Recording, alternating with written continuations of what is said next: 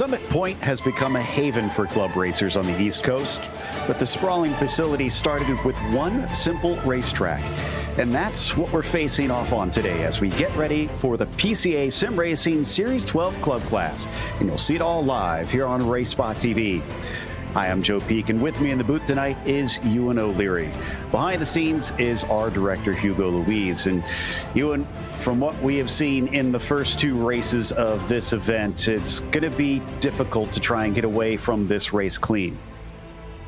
Certainly, yeah, but I think we're in for an entertaining race. That is for sure not a long circuit by any means. And actually coming into the 2 weeks at the point, I wasn't particularly ambitious about the amount of overtaking we might see, but actually really enjoyed the pro race we had this time last week. Plenty of chancing towards turn one, plenty of interest as well throughout the hour. So I'm really looking forward to this and seeing what we're going to get now for the class at Summit Point. Listen, apologies. It is sport, not club. We had club before, and here you can see this circuit 2 miles in length, just over 3 kilometers at 10 turns. It looks simple, but it is anything but. It is technical. It is very narrow, and it does have a lot of turns that are very tricky under braking.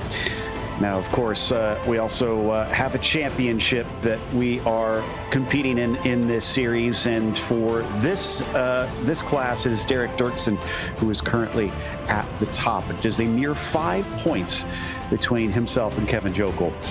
John Gibson, a little bit of a distance back between himself and those top two. James Martin, only about 12 points back from him. So it does tighten up once again, but it's looking like a little bit more of a runaway up at the top.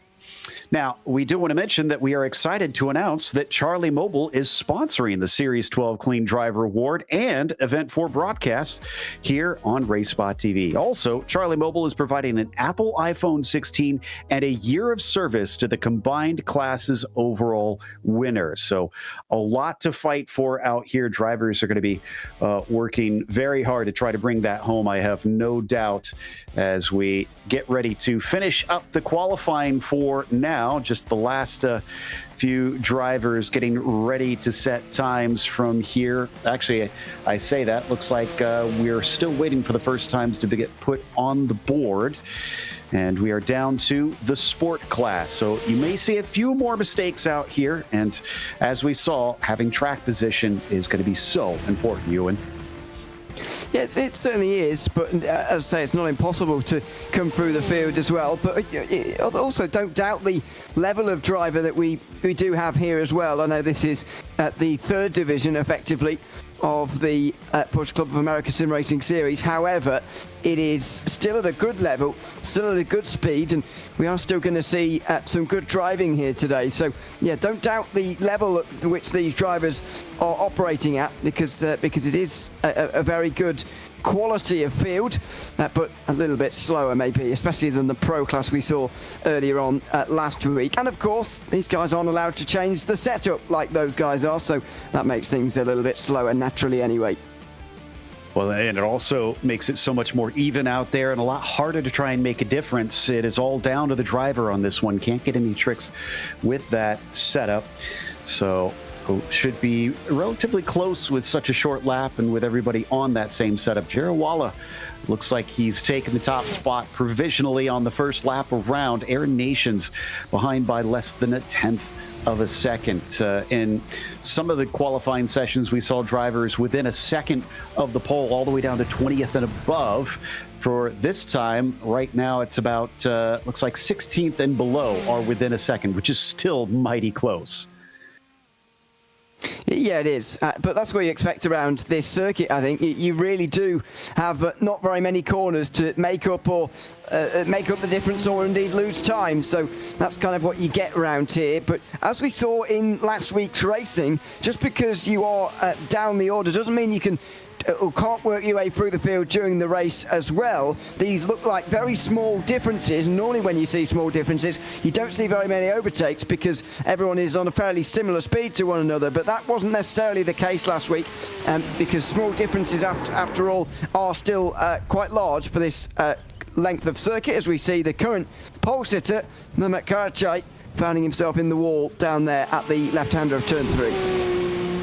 So he might have that top spot, but for how much longer with his laps basically been reset? They only get 3 laps around here, and that was his third and final lap.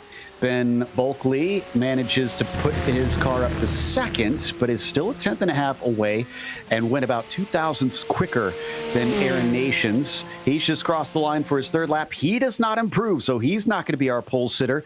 Jarawala also took his final lap, so he's not going to go any faster, and he is only fourth at best. So Karacay holds on for the time being. What about Jake Gerbino, who is down in ninth right now? Over the line here for Jake. Is that improvement? Yes, it is. 4th place. And look at that. Top 5 covered by less than 2/10 of a second now, with Rex Jarawala and Kenneth Escruz not too far away from that 2/10 mark either. So it's a very, very close qualifying session indeed, as you might expect. Alberto Fonseca down in 9th place at the moment, just being pushed down into 9th place. Only 3/10 off of pole position, though. Quite remarkable, really, despite this although taking into consideration, I should say, this length of circuit, still very impressive. Yeah, I have to say, you still have to get there and try and keep it on pace to make it that close.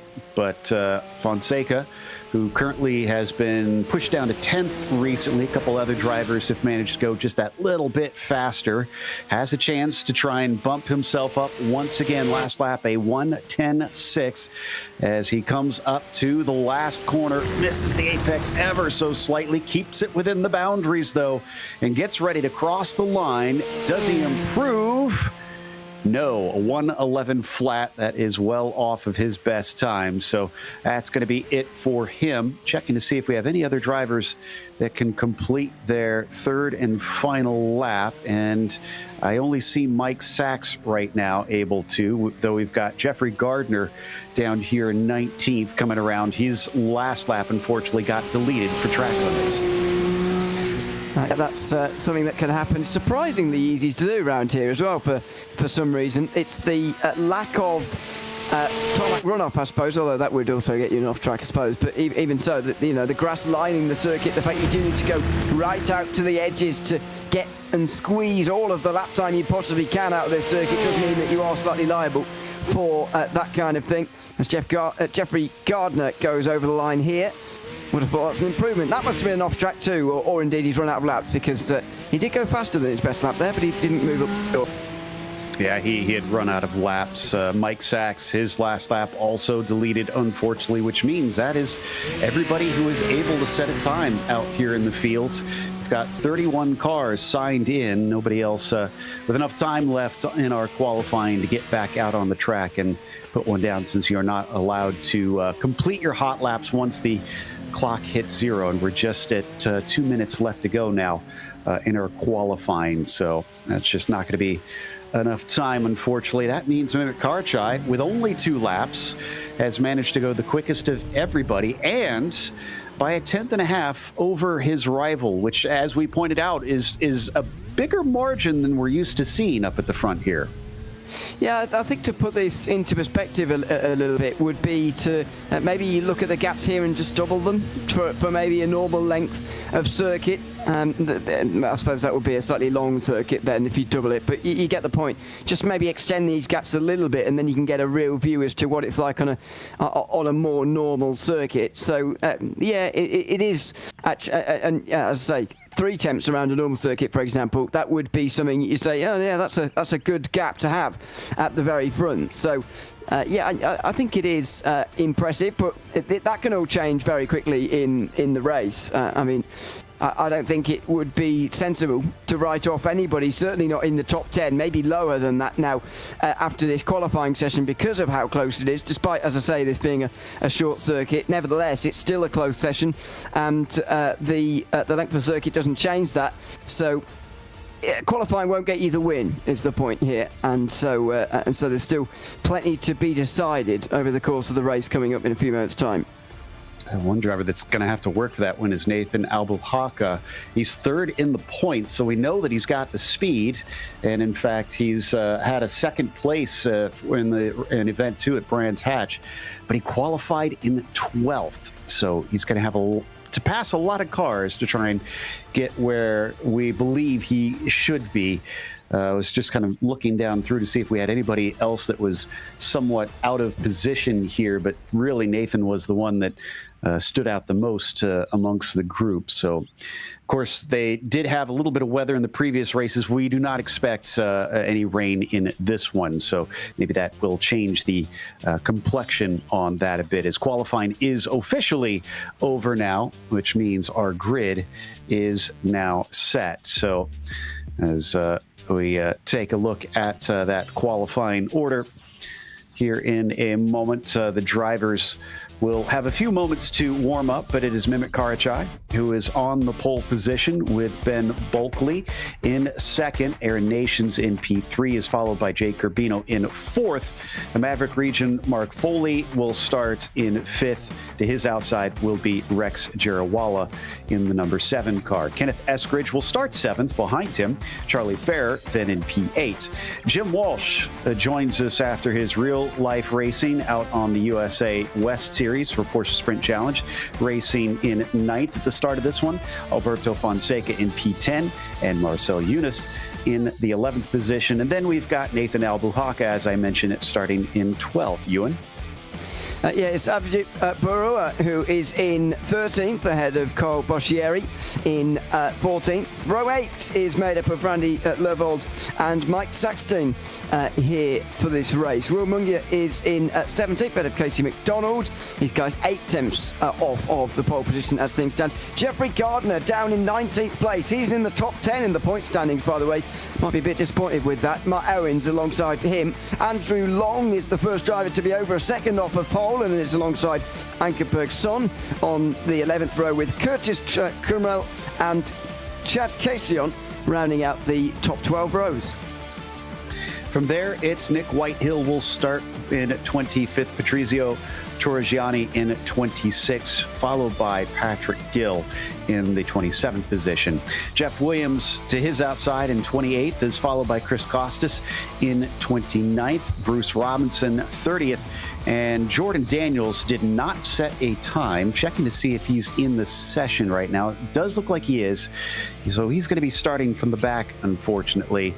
And have quite a bit of work to do. Just an update. Apologies. We had the points a little screwy here, and it is Aaron Nations who is currently on the pole, or who is highest in the points battle. Kenneth Eskridge still very close behind him, as it's only about 14 points between them, and he's even tied, as I mentioned, with Nathan Albuquerque, who currently sits in 3rd, but I'm not sure if he'll be able to hold on to that 3rd place or even move up to 2nd based on his qualifying position, but you never know.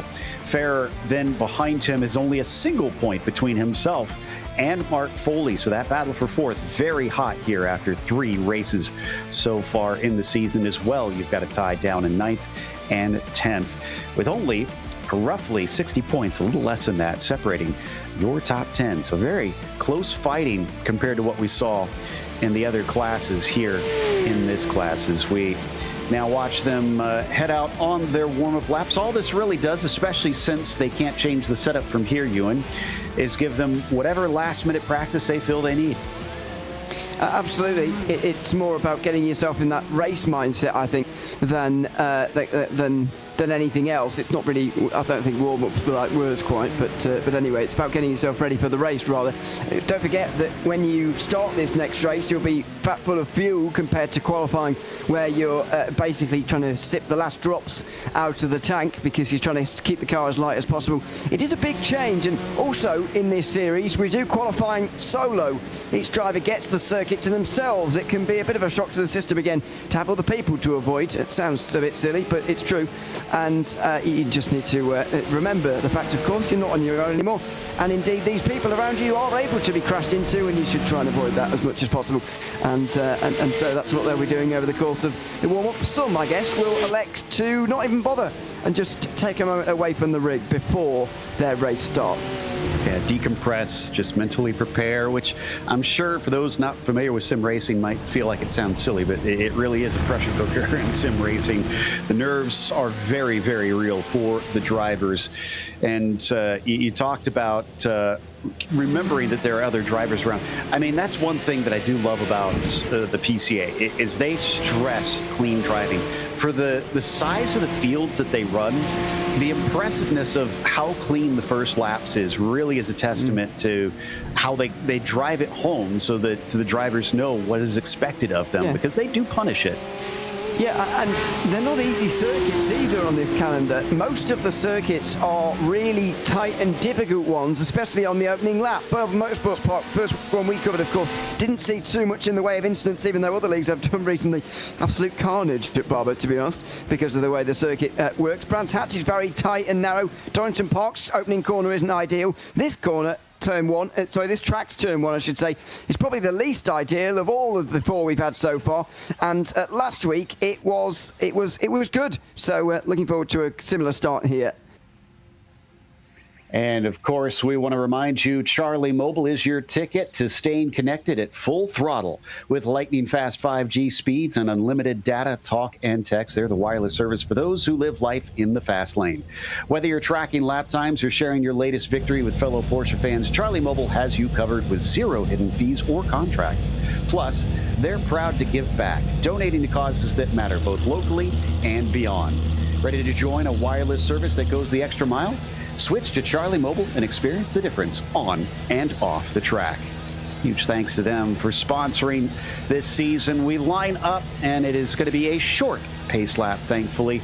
You can see they start just before the pit entry, so the pace car will leave them, and then it'll be up to Mehmet Karaçay to wait for the green flag from Barney. Yeah, and not a lot of time to get yourself figured out on the way for this last corner before you have to accelerate towards the line for the very first time. Quite unusual in that aspect here at Summit Point, but here we go, ready for the race. Ben Bulkley stays close to him. He does not want to lose anything on the jump. They're all going to hit the same signal, but you need to be really quick on the draw for this one. So who will hit that throttle pedal down smoothly and firmly? Green flag is out, and as they accelerate away, it's Mehmet Karaçay who gets the best jump of the group. In fact, second place is under threat because Aaron Nations. Big crash in the back. Number 80 off through the bank on the way down towards turn number 1. That's a disaster, I'm afraid. We were just saying how clean the starts are. Unfortunately, it couldn't even get down towards turn 1 before the first driver off. I think that was Boccieri, unfortunately. So he hits the tire barrier just a bit, but it looks like he's able to get the car moving, which is a good sign. But I was saying Aaron Nations challenging for that second place. He was not able to get through as we follow them down the chutes and into yard sale for the first time. This is where often you can get the worst messes in most series, but here it's been very, very clean in both of the previous two races, and this one is going to follow suit. Yeah, very nicely done from everybody. Just saw up ahead of Mike Saxton there that it was side-by-side going on just up ahead of him, and he was able to stay on the road, as was everybody else, which is easier said than done in that corner when you're going side-by-side. Meanwhile, spun around at the back of the field, I'm afraid, is Patrick Gill. This is through the slower section at turns 5, 6, 7, etc. As we make our way over the line for the end of the first lap. It's still going on here, up at the leaders. Battle for second place as Aaron Nations, the points leader, tries to get through on the inside on the way towards turn 1. Looks to outbrake him again, but and he spins! He's lost control of it. He backs off the course. He's out of the racing line, thankfully, but only just barely. So he has to wait and wait and wait for an opening. He thinks about it, but then decides there's more cars coming. He can't go quite yet. He falls all the way from the podium positions down to the very back of the field. It's a complete catastrophe for the points leader. Complete catastrophe. Because of his situation and the fact he hasn't off the podium yet this season, he can't actually lose the lead tonight. However, he can take some real damage as far as the long-term life of this championship goes. And that spin there almost guarantees the fact that he'll be finishing down the order, I'm afraid. Max Saxton has also been off down there at turn number 5, by the way, or maybe just afterwards at 6. He's certainly been off the road because he's dropped way, way down the field, right back to behind now Aaron Nations, who we just saw go around at turn 1. We've been watching Alberto Fonseca, who's giving chase on Avijit Barua and Jim Walsh right now, although ahead of them we got some side-by-side action coming down into turn 1. Rex Jarawala on the inside of Mark Foley. It looked like he was going to outbrake him, but the second phase much better, maybe too good there for Mark Foley. Locks him up. He's able to get it stopped and barely stay on the track. Look at Karaçay, by the way, at the front of the field, benefiting from the side-by-side battle for second. Ben Bulkley holding on again, this time from Jake Urbino. It's a different battle, or a different attacker, I should say, but Ben Bulkley still on the defensive. Just don't know quite why he's not quite got up to speed, early on in this race, in the way that he was able to in the very minimal laps he got in qualifying. And Urbino's now the one under threat here in the teal 113. Jarawala goes for another. We got another car off, though, in the meantime, the 248 of Ankerberg Zona is off the track, unfortunately. Looks like he's able to get it turned around. So we've had a lot of drama, but not many in the way of actual hits between cars that we've seen so far, at least. Maybe we'll find out some more information on that soon. Haven't seen any penalties as well, as here we go again. Jarawala this time versus Gerbino, and we're thinking about 3 wide. Mark Foley's going to come back at him from the long way around. He's got the racing line, and he's going to take both of them. Contact even between Jarawala and Jake Gerbino. They somehow get away with it. Mark Foley on the brakes outside line there was unbelievable. Not entirely sure why Jake Gerbino decided to give him so much room. The two of them going side by side initially, Jerry Waller and Gerbino could have just blocked the road for Foley there, and he wouldn't have been allowed to do that, but they gave him some room on the outside, and I'm sure they regret it now because that was great late braking on the outside from Foley. Not sure I've ever seen anyone do that here at Summit Point, to be honest. 3 wide round the outside for the lead of the group, and now he's up into the podium places in these first 5 minutes. Oh, that's Will Ungia, who is trying to get turned around without getting himself beached up on the embankment. Meanwhile, coming back up towards the top of the field where most of the fun has been here in these early stages, Jerry Walla now tries to see if he can overtake Foley. He got him once before, and it was one-on-one then. It should be one-on-one this time as well. Oh, Gerbino's going to try and have to defend on Ken Eskridge, who's in that dark blue car coming up around the outside. Is it going to be another pass on Jake here? No, he will defend successfely.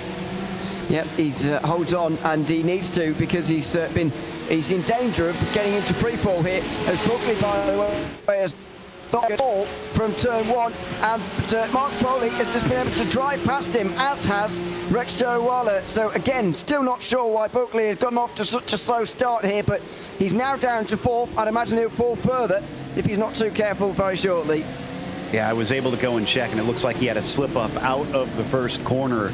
So that was costly up here at the front of the field. I also see a problem for Jim Walsh there happening. Not sure what's caused it, but he's lost a lot of position. So here's Patrick Gill getting spun around, and I'm trying to remember who that was. Torre Gianni, I think, who made that. Yeah, who made that little bit of contact with him. This is awkward. Not sure whether it was the car contact, was it the curb on the inside that spun him round? Multiple candidates for that one. That was Mike Saxton making contact with Nathan Abu Halka there, that spun him around through turn 5, and he's in a very awkward place. Now we'll finally drive forward and get off the road, but didn't make it any less awkward. Zanka Bergson also going off down there at turn 5. That's exactly why you call it yard sale. This also why Will Mungia, it's easy to get it wrong down here.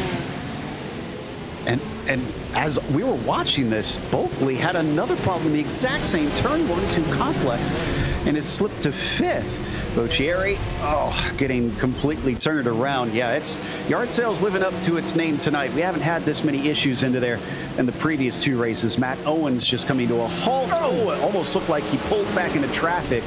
And here's what happened to Jim Walsh. Oh, he had a big clatter into the barrier, unfortunately. That's not entirely ideal. This is what happened to Jake Gerbino, by the way. That's what Karachai did in qualifying. Gerbino did it from, I believe, 6th place at the time. He was in a little bit of free fall, but he's certainly fallen down the field now. Oh dear. Aaron Nason's there has either got that terribly wrong or that was a targeted attack. I think he just got it terribly wrong, I'm afraid, but that's going to be a penalty going his way, and a disastrous race for the points leader so far. Speaking of which, we have had a couple out there. Mike Sachs was given a black flag. Patrizio Torregiani was given one. And I think a second one now, if I'm seeing correctly. So we've had 3 penalties for 2 drivers, like you said. Oh, as we got a problem with one car off the course. Is that Bulkley again? Yep. It is. It is. Wow. He's had such a terrible start. It's hard to understand why. The reason why I'm so surprised, by the way, is that qualifying basically is all about getting yourself ready for a minimal amount of laps, and he just looks like he's got no grip there at all. That looked very weird. It's about getting yourself ready for a minimal amount of laps and being on it straight away. And normally that's what you require at the start of the race as well. Get on it straight away, get to your normal speed. But Bulkley has just not been able to get on it at all here early on. Either he's out-qualified himself in the most unbelievable fashion I've ever seen, and he's far too high up the field for how his race pace is, which I don't really believe, or he's just completely lost all confidence on heavy fuel, and I'm finding that quite difficult to believe as well. But one of them must be true, because at the moment he is struggling very badly, I'm afraid. Yeah, he's already down to 16th as we get a little bit of action from Casey McDonald to the inside of Lervold. Casey's actually been racing against Jim Walsh as well in that USA West Series, but unable to do anything up into turns 1 and 2. He actually ran away with the championship over on the Pro-Am side there this season with many wins and a dominant performance. Randy Lervold is going to have his work cut out for him to hold on to this 10th spot. It certainly is, as we, oh, that was close again, make our way through turns 5 and then in towards 6 as well. This is where you get the slow speed stuff here at Summit Point. The rest of it, relatively high speed, considering the length of the circuit anyway. It feels quite high speed as well. But this is a real group developing from 10th place on backwards. You can see 6 drivers involved, a couple of others trying to catch on as well. And that's what we're likely to get now through the first half of this race. Certainly through the middle third of the pro race, it started to calm down in these groups, but we've not quite reached that point here yet. Jordan Daniels got a good run. We saw a small mistake out of Jeff Gardner. He goes defensive. Could be an attack as well because he's got Casey right in front of him. But no, he's not able to outbrake Casey, and he's almost not able to outbrake Jordan Daniels, who just about does that same outside move. Yeah, it certainly does, as we see side by side, not quite in towards turn number 3. Close, though, between Gardner and Daniels. Of course, Jeff Gardner qualified so far down the field compared to where he really should be, based on his performances so far this season. He's 10th in the points at the moment, and he's making his way back towards that kind of part of the order now as well. But he's amongst some other drivers who have really made big strides here, like Jordan Daniels, up from 31st in the field, already 13th.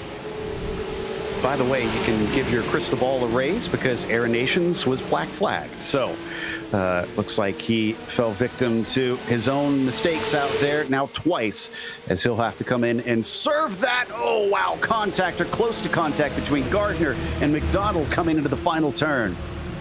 Yeah, not a normal place to see contact, actually. You don't normally see them getting too close at all through there. It's about getting the exit, but some of them certainly have. Oh, it's very close to side-by-side between McDonald and Lervold there, as Gardner looks to try and help the winner along.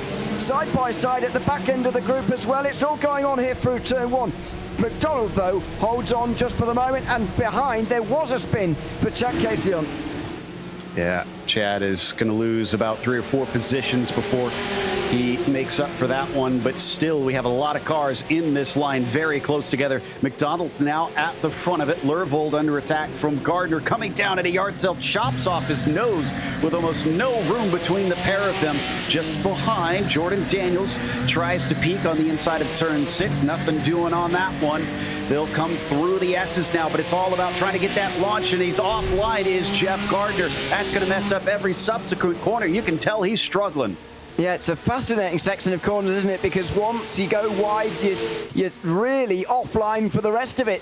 As Nathan Abuhaka, by the way, comes into pit lane here with still 48 minutes remaining. That's a bit of a surprise. Daniels, though, should be into 11th place as a result of this. They'll overtake the driver in the pit lane, and he should get ahead of the 878 as well here. Down on the brakes for Daniels. He's made already 18 of these overtakes. Now it's going to be 20 positions gained on the inside in towards turn number 1. He does get the position. That is 11th now for Jordan Daniels. He failed to set a qualifying time and is definitely doing a great job trying to fight his way up past a lot of cars. He seems to be relatively quicker than Nathan Albuquerque, our latest to get a black flag. Could he get another one here? Oh, he's made contact. He tries to hold on to the car. He keeps it from running off into the barrier or into someone next to him. He loses one position, but that is the save of the race, and this might actually open up a pass for Jeff Gardner now on Randy Lervold. It is all kicking off here. Keep your wits about you, boys, and Lervold's going to lose 2 spots in 2 corners. And here goes Andrew Long as well around the outside. The 5 gets up into 12th place, but an extraordinary save. Oh, and he's gone in the background. Oh, he's been hit too. Front bumper gone. I'm afraid a couple of drivers get involved.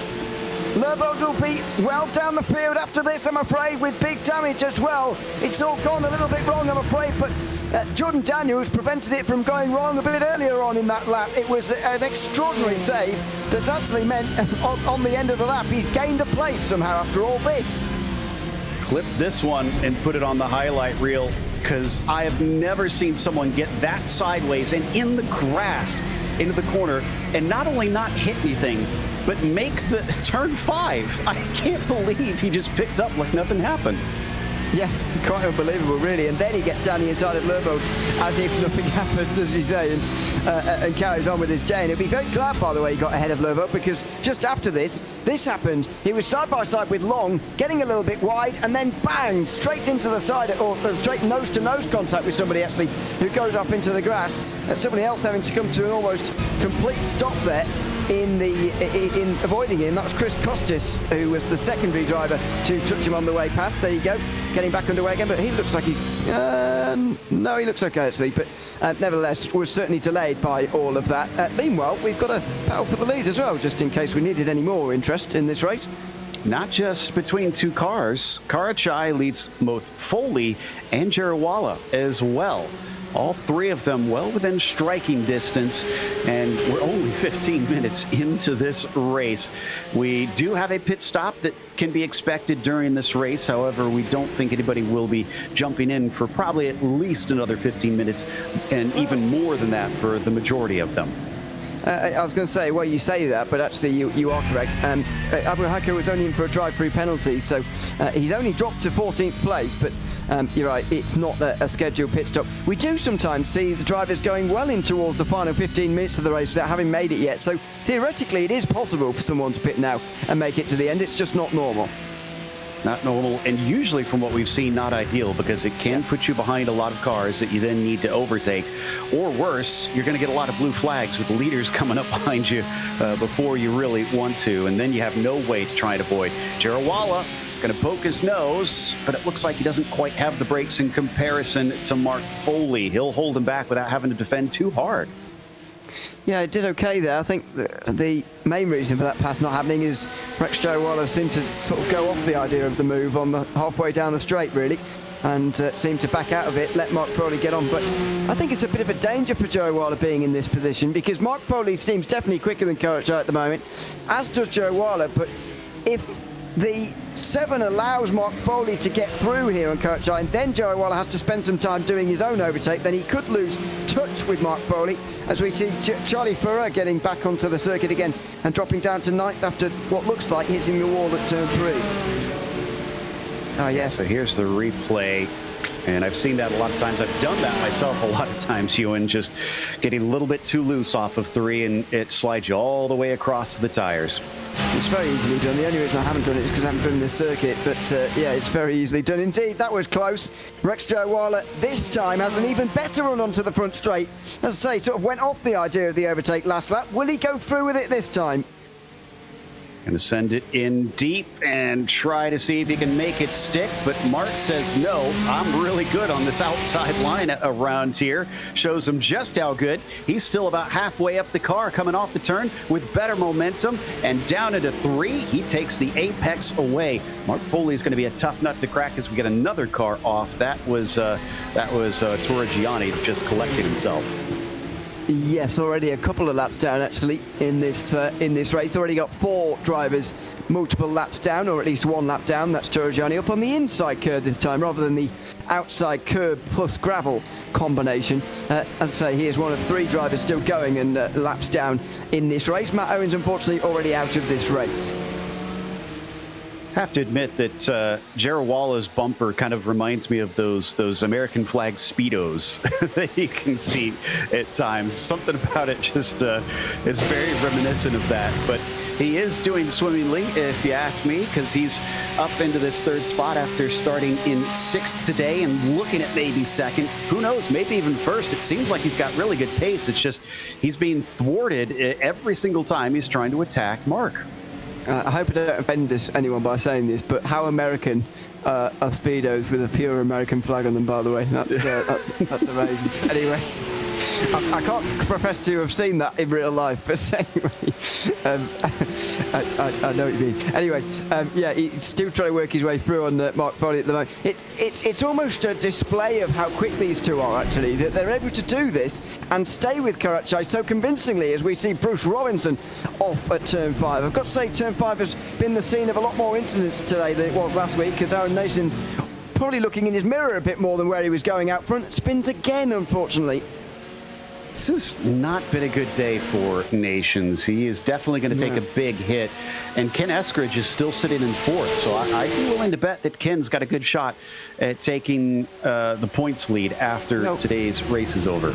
You say that, he'd actually lose 4 points, because, and I know that sounds weird, but Aaron Nations has not finished off the podium yet, so effectively, drop round is 90 points at the moment. That means that when he needs to take his drop round, i.e. today, which he will absolutely need to, he effectively adds 90 points to his score, which is extraordinary. So Kenneth Eskridge needs to be in the top 2 to gain any points. At the moment, he's not, but what it does do is make it a little bit easier for him to gain points later on in the season, i.e. if this happens to Nations again, he will be able to pick up the pieces. Jordan Daniels has got a devilish car today. You saw him lose it again there, coming down into 1 and 2.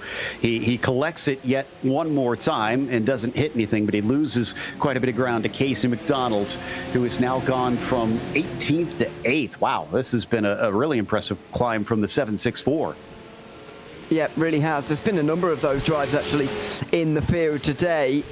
We've not just seen Jordan Daniels moving on up, but Chris Costes is up 14 so far in the race. Casey McDonald up 10 is the only other driver in double figures, along with Andrew Long actually in 11th place. There's a number of those though who have made their ground forward. Speaking of going forward, Rex Jariwala now into second place as well.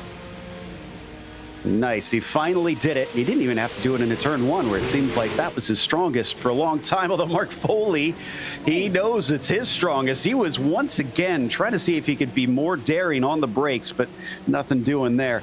Ken Eskridge, by the way, we were reporting him in 4th. No, he's in 5th. He had a slip up out of turn 8 and finds himself now lost one to Marcel Yunus. Yep, that was in the battle for 4th position not so long ago.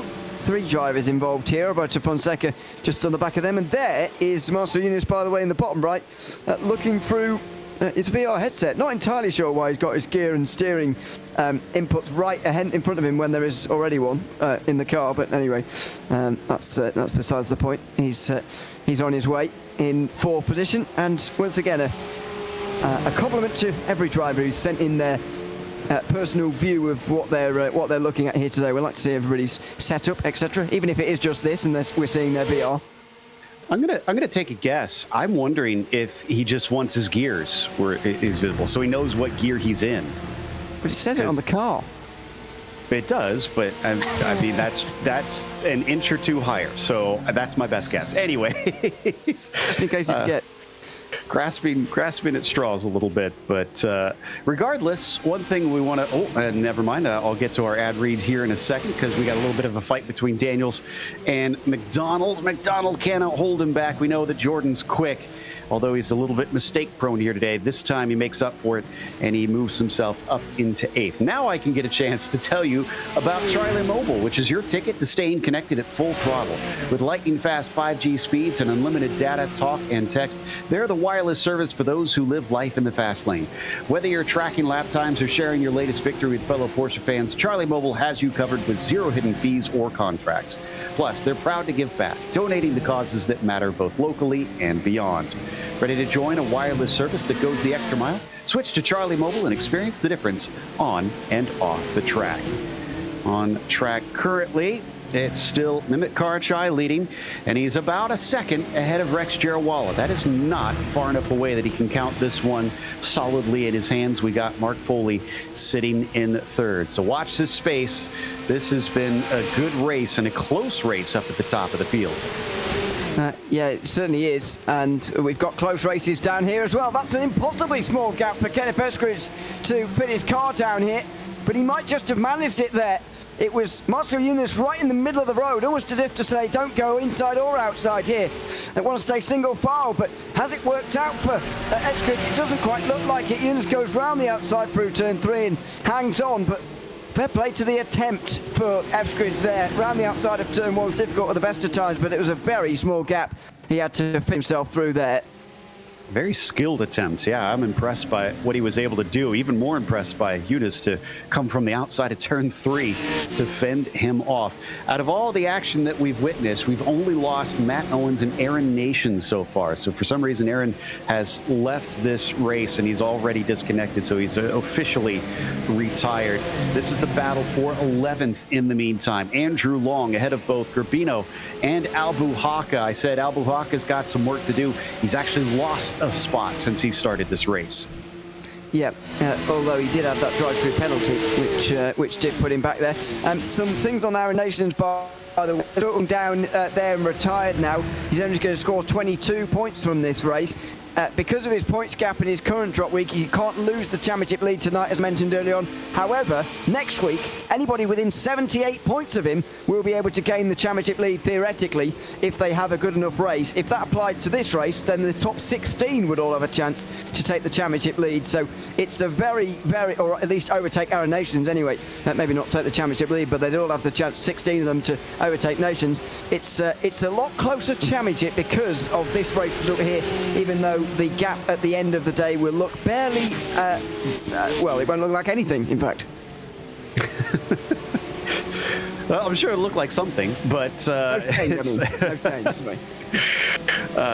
but this fight is certainly looking fun here because now they're catching up to Randy Lervold, who's already 2 laps down. He's had a penalty in there, so he's not in this fight for position.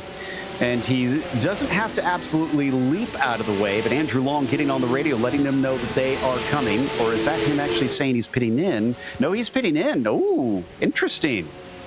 I mean, we're nearly at halfway now, so it's not inconceivable at all. And because the field is so spread out here, and the leaders are about to lap people and stuff like this, it kind of means wherever you are in the field, you're always going to be in traffic, really. So you think, well, I might as well employ the strategy that I want to anyway here. I'm going to be in traffic whether I pit in or not. So I might as well just try and run your own race here, not worry about what's going on in the circuit quite so much. Maybe that doesn't quite apply for the leaders, but especially if you're a bit further back like those guys, it might be worth coming in and just forgetting about the traffic because you'll be in it anyway. Well, they are catching the traffic up at the front of the field for what it's worth.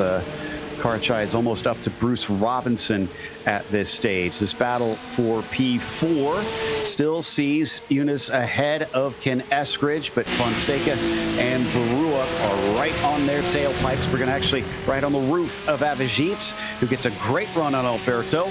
This could be a great chance to try and dive down the inside of turn 1. Almost a half-hearted defense there from Fonseca, not quite covering him off fully, but also looking to dissuade him. Well, and it does the trick, to be fair. Yeah, it's been smart so far, actually.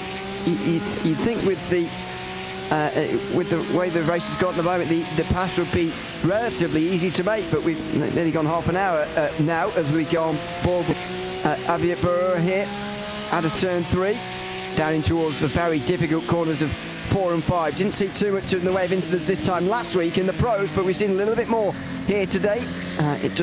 It is a very, very difficult section of corners to get right indeed.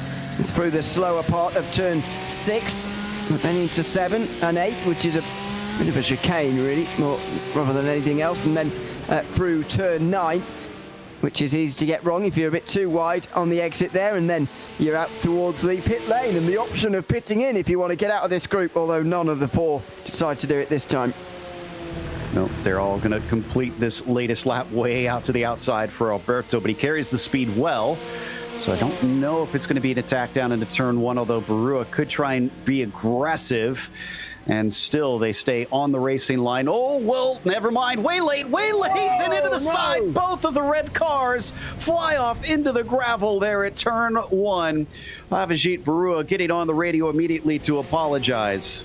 You could see that happening from a long way out, and Barua realised it from a long way out as well. He was locking that car up like you wouldn't believe, just to try and get it slowed down in time, but he couldn't do it. Once you've sort of made the error in that respect, it's very difficult to bring the car back again and slow it down in time. And so I don't think you can blame the car on the outside there for turning across at all, Alberto Fonseca, because he actually lost a place as a result of it anyway.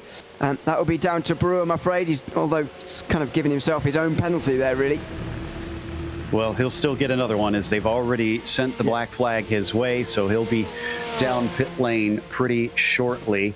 Still have those 29 cars running ever since we lost Nations and Owens, so yes, it's been a little messy at times, but haven't seen too many major incidents. So they do have that spare car waiting for them in case that they do have damage. Checking to see how many drivers have actually taken that. There's only maybe been 4 or 5 out of the field that have done so. Coming back to Rex Jarawala, and the gap up to Mehmet Karachai is now only half a second, so he's cut that down from 1 second about 3 or 4 laps ago. Yep, it's been hovering around like this for a little while now. I think traffic is playing more into this race than we've really given them credit for so far, because we are still in the first half after all. However, I think it's been playing a bit of a role here. You can see just up ahead of Karachai, there's another driver there. He's in towards turn one. There was a driver right ahead of them as well. We've now got only 23 on the lead lap of the 31 that started. That's already 8 off the lead lap. That's a quarter of the field effectively. So for the rest of this race, Karachai and Jarawala and whoever's here at the front of the field will be catching lap down drivers all of the time. There you see another 2. These are difficult negotiations to make in terms of making your way through on these slower drivers sometimes, so I wouldn't downplay the effect that might be having now on this rather fluctuating lead gap. And it's so narrow to try and make your way through the field on this track. It's definitely not built for modern racing of this speeds. Usually it tends to be a little bit slower cars, and this has got a little bit of a move. Is that Jordan with another one? No, that's Carl Boccieri coming back through and gets a nice move down through the final turn. Now Anke Bergzona and Mike Sachs will go side by side, but Mike is not racing him for position, so I imagine he's going to let him go.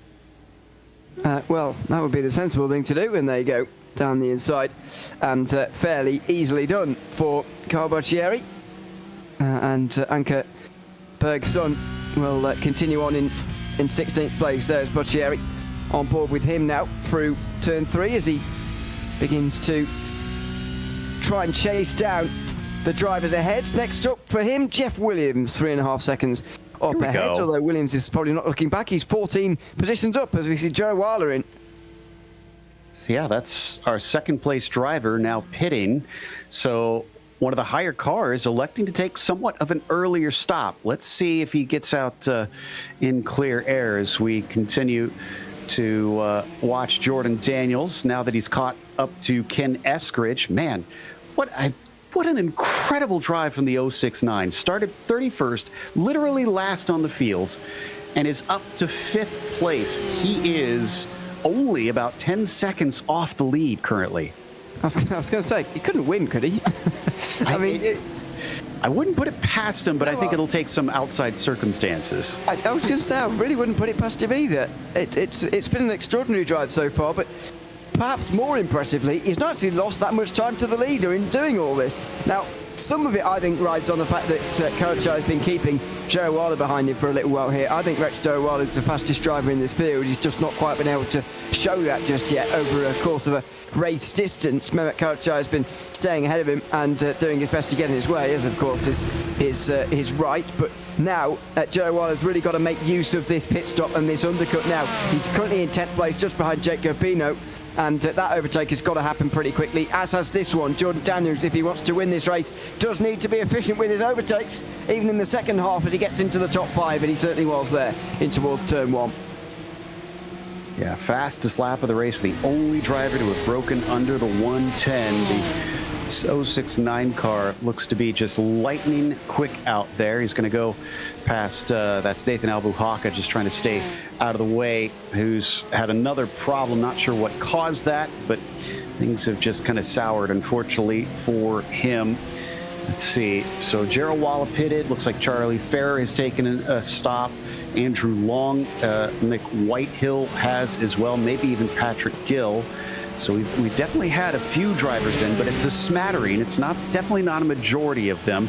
We're not expecting that for maybe another 8 or 9 minutes or so. You say it's not a majority of them. We've already seen 12 in, so we're getting there. We're certainly getting there. This is awkward down towards turn 1. Mike Saxton too late on the brakes and making big side cycle. Oh, no. He'll be rookie not to get beached here. Wow, he's used gravity very well there. I don't often say that. Oh no, that's not been done well, I'm afraid. He's reversed straight into someone there. Well, he did so well to get himself off the bank and then reversed straight into Albuquerque. Rexy, unfortunately, is going to get a little bent out of shape with that one. That explains why that car was off track, because they are now in pit lane, and Nathan got a meatball. He had too much damage because of the suspension making contact in through there. So we come back. Let's see. This is the 113, I think, that we've got on our screen here. Yep, this is Jeff Gardner ahead of Jake Gerbino in the sort of whatever colour that is. Green, blue? Teal? Seafoam? Looks like the kind of colour you'd see in the sea, doesn't it? Yeah. Whatever shade that is. Anyway, more importantly, they're just ahead of Rex Jawala, who I thought was about to pass Gerbino, actually, but he's actually a second or so off them now. So has there been something going on? Don't know, but Jawala lost 7 tenths to Gerbino last time round. He was the fastest driver in the field, so maybe it's not Jawala's fault, but Gerbino was just going quickly. He did a 1:11.9 on his out lap, which is to be expected to be just a little bit slower, and then a 1:11 flat, which seems about right. That might be slightly slow, but remember, he's more fuel on fuel now as we go side by side down in the first corner, and it looks like Gerbino is going to be able to get by Jeff Gardner, so move Jake up into P8 with that one. Yeah, this is side by side, a bit further back for 13th place. Jeff Williams and Chris Costas here on the way towards turn number 1 and looking to get down the inside is Butchieri, I think. Oh, too late and smack into the side. Smack straight into the side of Costas there for Carl Butchieri, who got locked up on the brakes in towards turn 1 and I'm afraid makes contact through the corner as well. I think Costas was just trying to stay wide and let the two of them through, actually, but he's got a bit of damage for his trouble now as well. Bit unfortunate, and that puts him in between the pair of them, at least temporarily, into that 14th spot. It looks like the cars are okay. I'm not seeing any meatball flags, so the damage was light enough from the contact. We still have more penalties coming in. Tora Gianni and Randy Lervold both have black flags, and I believe that's for incident points. Here we go. Oh, that was good down into turn 3 between two of our drivers. Is that Jordan Daniels once again? Yeah, that's on Eunice. Yeah, that's absolutely extraordinary. Daniels now only 7 seconds off the lead. He was 10 off the lead when we were last seeing his battle for 5th place with Kenneth Eskridge, who's not got any closer to the leader. But look at Daniels here. He's flying through the field. Rex Jawala, by the way, is getting a lot closer to Mehmet Karaçay, so I would expect him to come out in the lead when the leader comes into pit lane. When that will be, don't know yet. But I think you've got to mark Daniels to get more against Jawala rather than Karaçay at the moment. I take back what I said earlier. I guess it might not take some outside help for Jordan Daniels to catch up to the lead here. He could do this on raw pace, but I think he's going to have to hustle, and he's going to have to make some decisive passes. Let's see if this can be one of those decisive passes down into turn 1. Big defense from Marcel coming into that first corner, but he's awful shallow into it. Could see a cut back here for Jordan Daniels. He gets underneath, but now he needs to be fully ahead, and no, he's not going to have it, so he backs out. This is going to be a difficult overtake. Marcel Yunus has been pretty stern in his defence so far this race. I don't see why that would change now with Jordan Daniels behind him. So this could be his most difficult overtake to date, and he's already lost a second in doing so. Now 8 seconds off of Mehmet Karaçay in the lead. So it is costing him a little bit of time, unfortunately, and I'm sure he's going to be aware of that, although I'm curious how happy he's going to be about a possible podium by the end of the race. Maybe he'll be extremely pleased with himself having to pass so many cars at this stage. We watch on board with Marcel once again. So you can see in his mirrors as he watches with his VR headset, just glancing up there briefly, now focusing forward, trying to nail the exit of the final corner. And I got to say, he pretty much did. He is going to keep him at arm's length. Yeah, just the reason why he's looking up so much, I think he's looking at the virtual mirror there, right at the top end of the screen, just to see where Daniels is. Brakes a bit later in towards turn one this time round. Quite interesting that he's got that sort of delta time at the top of his screen. I presume that's based on a comparison to his last lap rather than his best one, because that would just be demoralising as you get further and further away from it. But you can see him gaining and then losing time through different sections of the circuit. I personally didn't find that very helpful as a driver, actually, because I'd just be too focused on that rather than where I was going. But he really finds it useful. Yeah, I put it on practice, I put it on qualifying, but I turn it off in the race because otherwise I'm going to try and overdrive the car. By the way, Jake Gerbino, our latest to take his pit stop. We continue to watch on board with the 004. Looking back, and some lap traffic might just be what the doctor ordered for Jordan Daniels.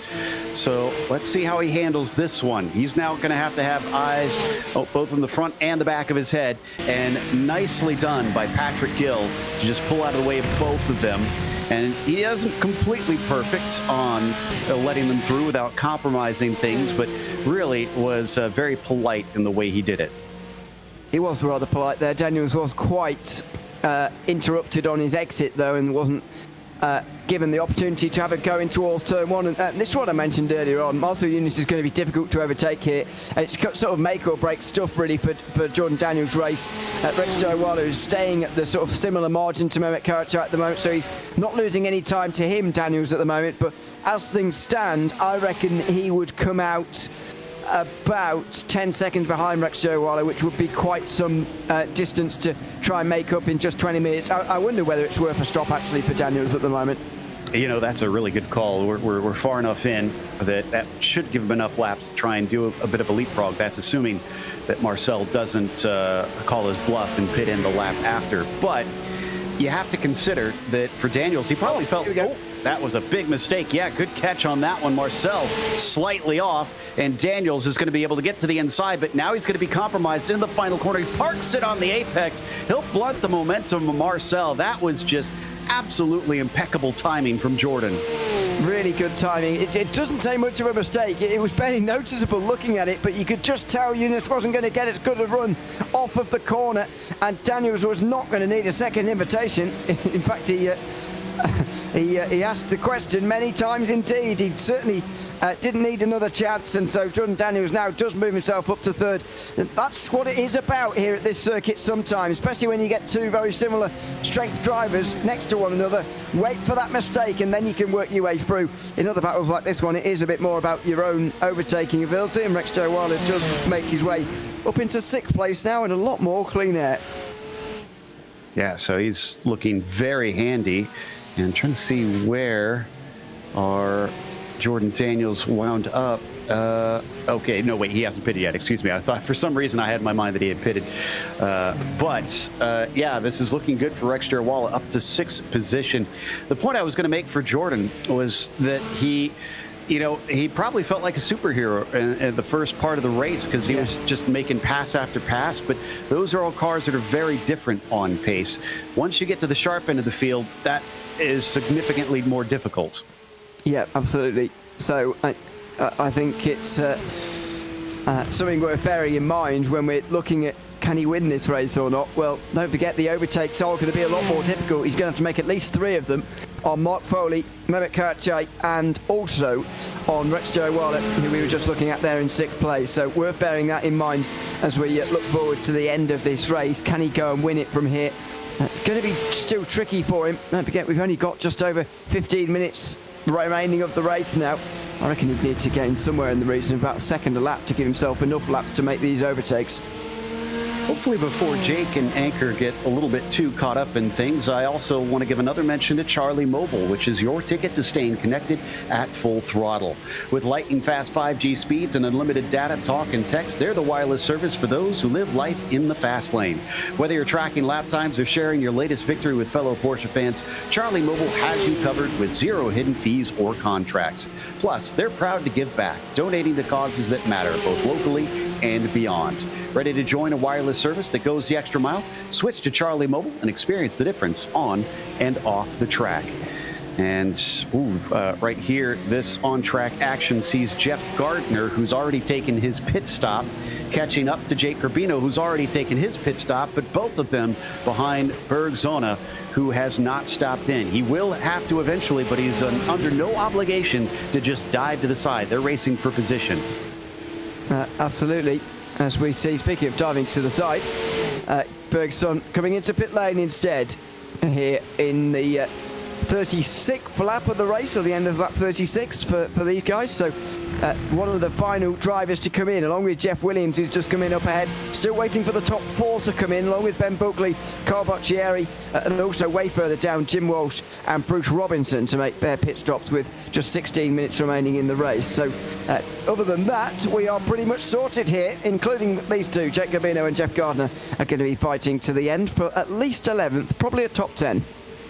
It's about 8 cars out there that still owe us a pit stop. Bergzona, he returns in about 19th position, but this one looking very interesting with this pair trying not to lose time, knowing that whoever they were fighting with before is also trying to push like mad before their pit stop.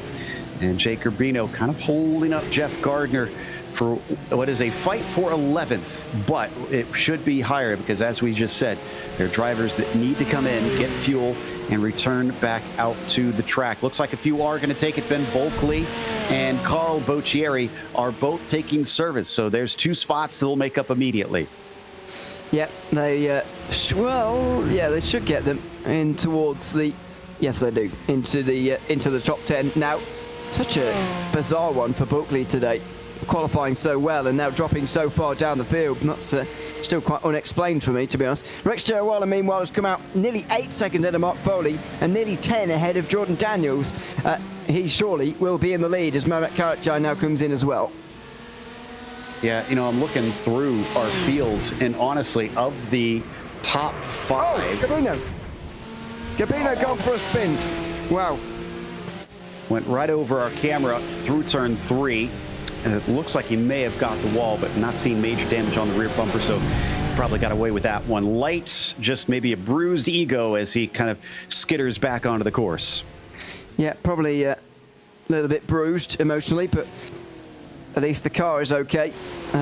Unfortunately, though, his top 10 hopes are slightly falling by the wayside. Looked like the inside curve that time round, didn't grab the wall on the exit, just got pretty close to it this time round, so we'll rejoin with no major problems. The rejoins happened, by the way, out front here in this race. Rex Jayawala is ahead of Mehmet Karachai and will be in the lead when Kenneth Eskridge comes in.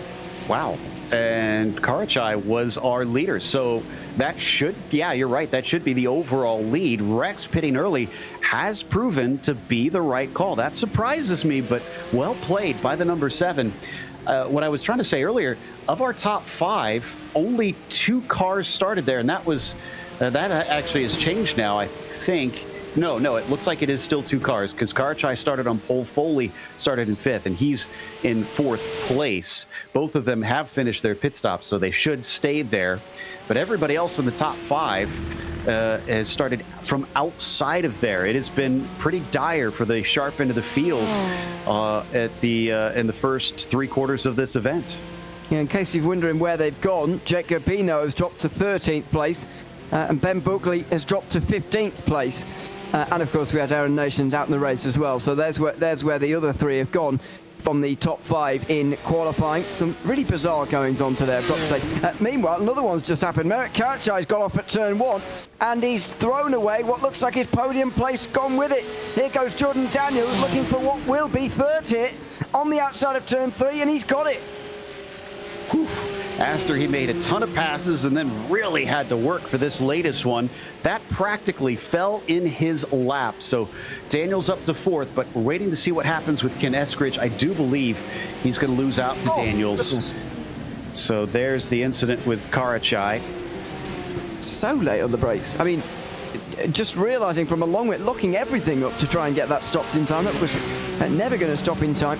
I understand it's a big braking zone down there, especially in the Porsche Cup cars, but goodness me, he got that pretty badly wrong.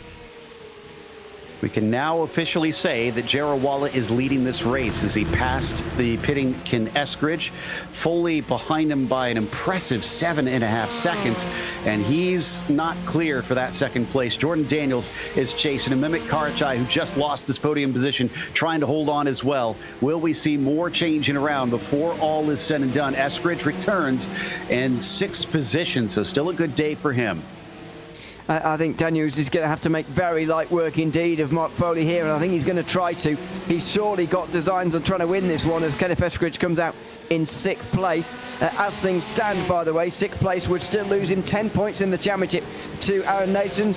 He would be 20 points behind at the end of the day, but he would still be closer than the others as things stand, other than maybe Mark Foley if he holds on to a podium place here. So Mark Foley might be moving his way up from 5th to 2nd, but it's so close from about 2nd right the way down to 6th place. Only 15 points separate those 5, so it's really liable to change quite a lot over the course, even in these last 11 minutes. But as I say, if Jordan Daniels has any designs on winning this race, he needs to get through on Mark Foley right about now and then start gaining huge chunks of time out of Rex Jarawala.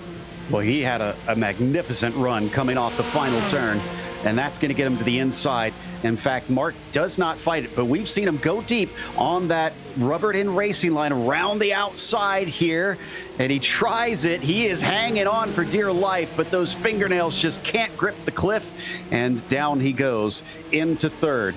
To your points, Daniels has been doing consistently in the low 110s, whereas Jarawala, well, now he hits a low 110. Before that, he was doing mid to high 110s. So depending on if Rex also picks it up, Jordan could catch him. But like you said, it will be right down to the last lap, and that's if he can consistently be about half a second faster. Yeah, and that was Jarawala's fastest lap of the race. What a time to do it and get into the 1:10.1s. As you say, though, Jordan Daniels is the only driver who's been able to get into the 9s today. So if he can continue to do that a lot, he might have the chance here to catch Jarawala, but there's probably not many more than 8 laps to go if there is at all here. So I think Jordan Daniels does need a second lap, and then of course he needs to leave himself some time to make the overtake itself as well. Some of this could come down to lap traffic as well. It's all to be played out in these final 10 minutes of this race. I think it could just be a little too late for Jordan Daniels, but I don't think he'll be too annoyed that he got 29 places gained rather than 30. I mean, it's still very good. Yeah. Still worth quite a bit of cheering there. Last lap, a 1:10.4 for Rex, and for Daniels, a 1:10.3. But that was with a pass that he had to do. So we'll watch to see what this one does come the end of the lap. Mehmet Karachai also, oh, well, I thought he was going to have a chance to try and fight for that podium spot back, but I just saw him returning to the circuit off screen, and he's made a mistake. So he's fallen away from Mark Foley, and not sure he's going to have the time to try and run him back down. That's a real shame because, I mean, from what it looked like in the early stages, Mehmet just seemed to have control of this race. Yeah, he got off to a really good start. Got off to an early lead. Oh, that could have been a lot worse, actually. Great save. Wow. Goodness me. Well done keeping that out of the fence, because that could have been a race ender there for Mehmet Karachai, but he's held on and holds on to 4th. Yeah, got off to such a clean start and such a good start, but I wonder whether that was a little bit down to the fact that everyone else was tripping over each other and he was just doing his speed. Still a good speed, but not quite a race-winning speed, and looks like he's going to finish way over 12 seconds off the win here of either Jarawala or someone else. So it's yeah, quite a long way off in the end, but I think his consistency is what's got him that early lead, and in the end he's going to have led the most laps of anybody in this race. Have a look at this. Right up to it. He leaves a couple feet to spare, so wasn't inches away, but still, if you're inside the car, I can only imagine how scary that started to feel as it creeped towards the tires. Just looking through to see who else were our hard chargers in this race, because Jordan Daniels did not set a qualifying time, so it's sort of a false dawn in terms of positions gained. But Casey McDonald up 10, and Andrew Long up 10, along with Chad Casey up 10, then Jeff Williams up 11 in this race. So there definitely were a few that made good on what wasn't the best of qualifying for them. Half a second lap difference last time. This time, 10.4 for Rex. Jordan with a 10.5. Ooh, interesting. So Jordan was just a tenth slower. Yeah, I think even if Daniel sets in the nines for the remainder, I think Rex is going to have enough gap on his side here to just about win this one. But it's going to be pretty close. I mean, still an extraordinary drive from Jordan Daniels. That can't be taken away from him. However, I don't think he's quite going to have the ability and the laps to get there quite. He would need a bit of traffic interference. As you said earlier, it looks like your prediction of needing something to go wrong for the leader is going to come true eventually. Because Joe Waller is just that little bit too quick and that little bit too far ahead for Jordan Daniels to get near him now. Gotta imagine Rex feeling at least a little bit of pressure up there, trying to keep out of arm's reach of what is clearly the fastest driver on the track. And we come down to the braking zone following Andrew Long and Avijit Barua. Avijit up 1 from where he started, but he's also had a penalty in this race. Andrew Long has kept it clean, and like I said, up 10 as it sits right now into 11th. Not thinking he's going to get Jeff Gardner at this stage and get himself a top 10, but he is going to have to play a little bit of defense because the 991 is certainly filling his mirrors.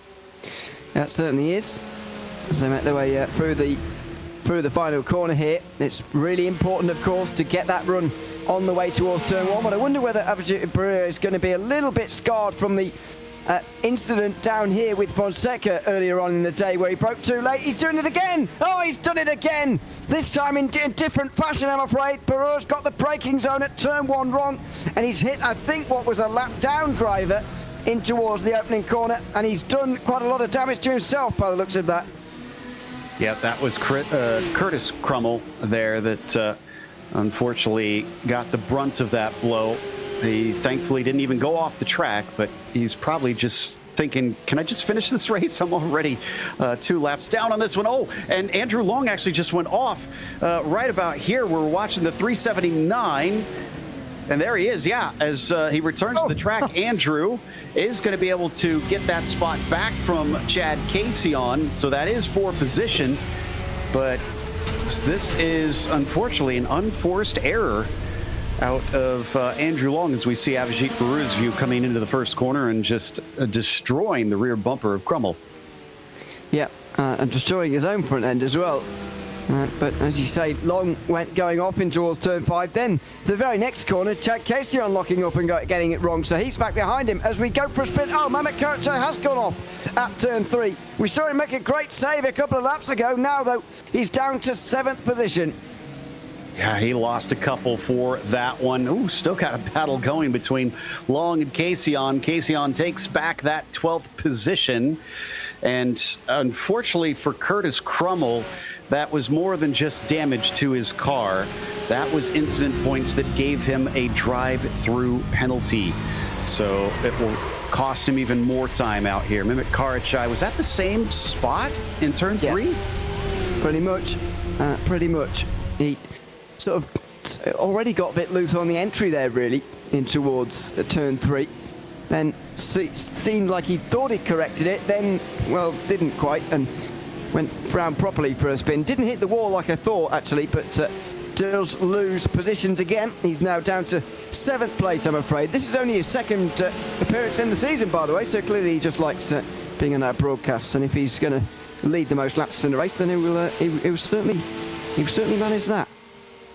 Yeah, that's for sure. Fortunately, doesn't get you any bonus points here.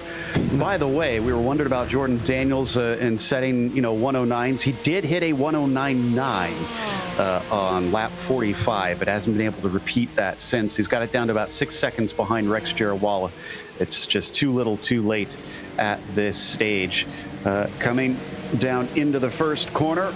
Looks like we got a nice little fight here between Avijit Barua and Carl Boccieri. Both have been a little bit mistake-prone today, but now, instead of being the one worrying about outbreaking himself and running into someone, he's got to try and watch those mirrors as Boccieri goes wide at turn 3. Oh, he tries to come back, and he makes contact with Jeff Williams, and Williams is slid into the tires on the outside of the chutes. That was a pretty big hit. I'm not sure if that car can continue. He is able to back it up, but it's not going to be quite the same.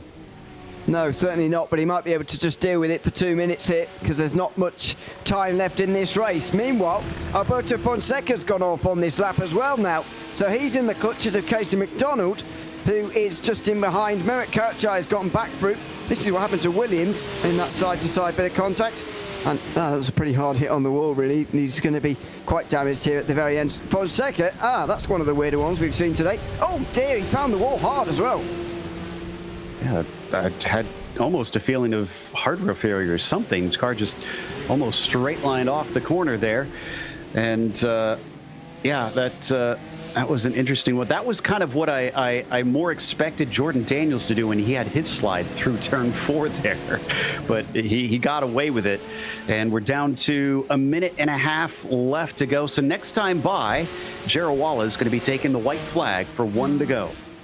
Certainly is, and is going to have just 5 seconds in hand at the moment from Jordan Daniels. It's not a particularly comfortable margin, but it should be enough for him to hold on for a race victory. It would actually be his first podium of the season. His best previous result was a 5th place finish at Brands Hatch, which happened, of course, 4 weeks ago now. Either side of that, a couple of less great races from him, I'm afraid, but he's on the top step here. This should move him ahead of Carlos Lopez and Charlie Ferrer and Nathan Abuhaka to move him to 4th place in the championship, although only 10 points closer to Aaron Nations. He will be 34 behind, at the end of today. Remember that Brands Hatch race was in the wet, so wonder if these races where people can be prone to mistakes just kind of play into the hands of Rex Jarawala, because while others have faltered today, he has been almost spotless out there, and he just got the 1 to go signal past the start-finish line. So this is the final lap of the race now. Everybody who is coming behind him starting that themselves. And it's down to about 4.5 seconds back to Jordan Daniels. Hasn't been able... No, he did get another 140 or 109 on lap 48, a 109.8 this time. Yeah, as I say, though, even if he were to be able to do that every time, Jarawala is still too quick, I think, so it wouldn't have mattered even if he had managed it. Meanwhile, this is a big battle for 7th place. Some late braking going on here. Last chance in towards turn 1, and that was rather rude, actually. Casey McDonald, it was like him getting pushed out the way by a lap car. It was Jim Walsh there being a bit rude, but he's looking up ahead at positions, I suppose. Like I said, those two have raced together in real life, so might be some words next time they get to the track. The reward for Rex Jarawala is perfect today as he comes home with a victory here at Summit Point. Jordan Daniels, 29 positions gained on the day. It might not be the win, but it should feel like one, as Mark Foley as well is going to get himself a podium. Yep, fantastic drive from those three to get onto the podium, but particularly from Daniels, who is the biggest gainer on the day, bar none, as I guess you would expect after that drive. Quite an extraordinary drive from him, as the top 10 here completed with the battle between Charlie Ferrer and Jeff Gardner. Gardner also having made up some great places today, up 9 from where he started in 19th place. Last close fight we've got is Kaysion and Long, and Long's just going to beat him to the line by about 0.07 of a second. That was tight. Last two races for the pro and the club, we had a lot of drivers finish on the lead lap. This one, not so much. Only 17 going to complete all 51 laps today, as Carl Boccieri will be the last to get across that line. Rex Jarawala, your victor, as Jordan Daniels comes home in P2 and Mark Foley in third. Marcel Eunice was just off of there in fourth, but he had a fantastic race, an incredible defense on Jordan Daniels, perhaps the best of anybody that we saw him go up against. Kenneth Eskridge gets a top five. Amit Karachai, who was leading for the majority of the time, just couldn't keep it up in the second half of the race and fell to mistakes as he settles for P6. Alberto Fonseca seventh, and Casey McDonald in P8. From there, it's Charlie Fair in ninth, and then Ewan, we've got Jeff Gardner with a top 10. Yep, and just missing out in 11th is Chick Garbido, down 7 on the day, unfortunately for him. He finished just ahead of Andrew Long and Chad Kaysion in 12th, 13th place. A little bit further back to Ben Buckley, dropped from skin on the grid, I'm afraid, to finish down in 14th. Those incidents for Abhijit Barua got him 15th in the end. Nick Hill and Carl Boccieri were the final drivers on the lead lap, despite their little run-in towards the end. Patrick Gill finished one down after being one of the first to go for a spin in this race. Angus Bergson and Will Mungier round out the top 20.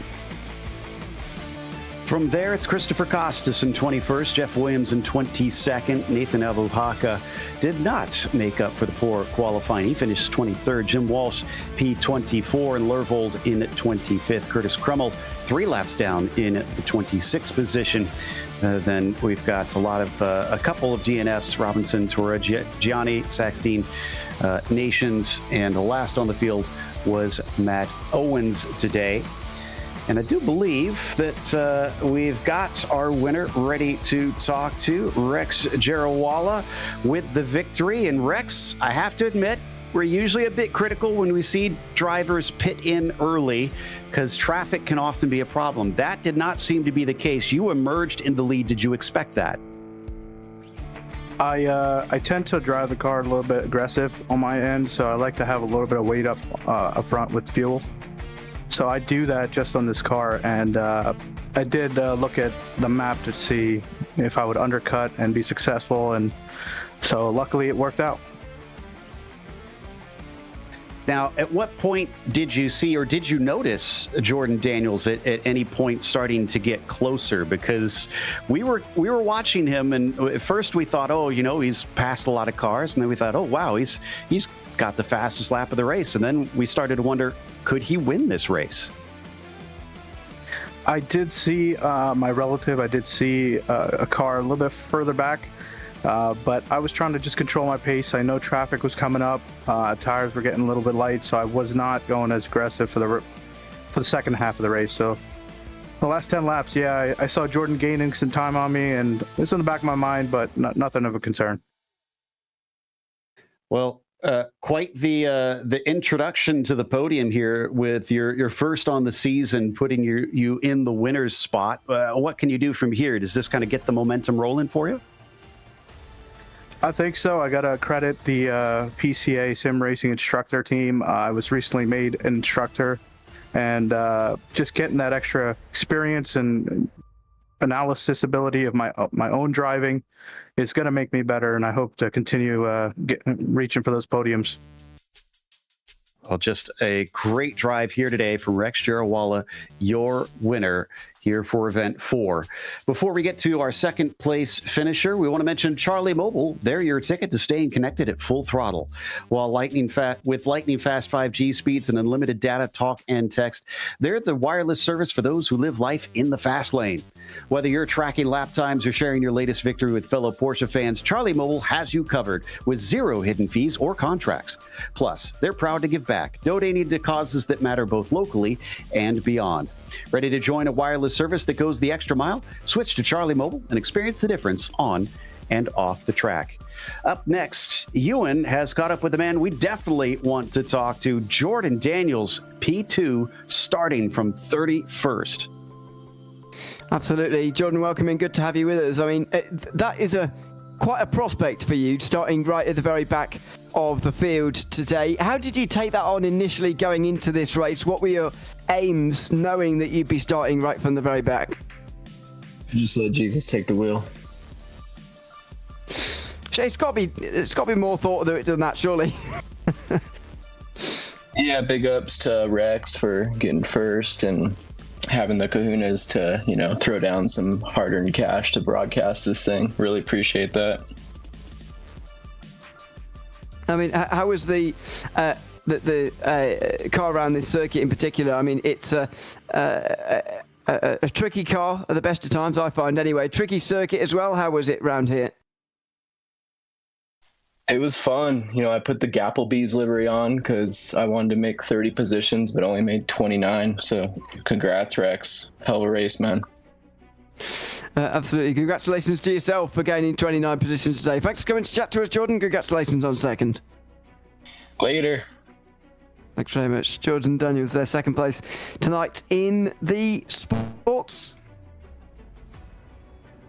And then we have third place finisher Mark Foley, who had some of the best battles we've watched all night long. Mark, congratulations on a podium finish, but talk to us about turn one. We saw multiple times you didn't defend and you braked extremely late. In fact, one case making the pass around the outside. What's the secret there? What were you doing different? Well, I'm not sure. I think it's many, many laps of practice, and but my goal is just to have some good close racing and just keep it clean and be consistent. So I found the traction needed. I guess to just keep it going straight. Well, keep it clean definitely was one of the keys here today. We saw a number of drivers have errors and mistakes and off tracks that send them down the order. Does that mean you were kind of running at 99% instead of full tilt, or what was your approach? Yeah, I'm seldom at full tilt. I think just being consistent will pay off good dividends. If you have the pace, then you'll finish up close to the top.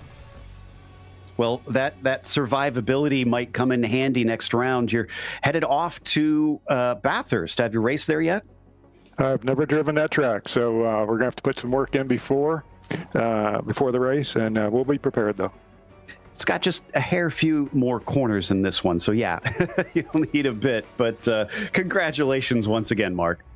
Well, thank you very much, and thanks to our sponsor, Charlie Mobile, Blake over at Full Speed Sim Coaching for helping me get up to speed, and thanks to PCA and all that make this possible. As Mark Foley, P3 here today in the sport class. That's going to wrap us up, and make sure and join us tomorrow night because we got one more coming here at Summit Point. October 24th sees the challenge class race at this circuit. Big thank you to the steering committee at PCA Sim Racing, as well as to our team tonight, Ewan and Hugo. And thank you so much for watching tonight's broadcast of PCA Sim Racing. I'm Joe Peak. Race clean, race hard. We'll see you on the track.